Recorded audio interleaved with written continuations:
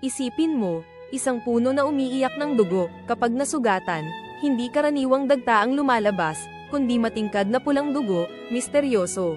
Diba, ito ang dugo, ng Dragon's Blood Tree, isang kababalaghan ng kalikasan na puno ng sikreto.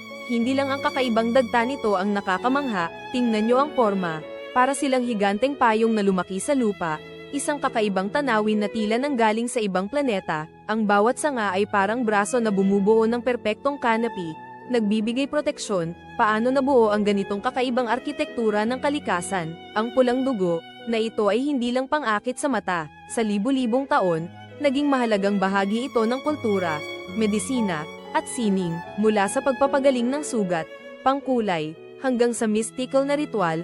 Ang dagta na ito ay mayaman sa kasaysayan at alamat. Ano nga ba ang siyentipikong paliwanag? Paano natin mapoprotektahan ang mga sinaunang higanteng ito sa patuloy na pagbabago ng mundo?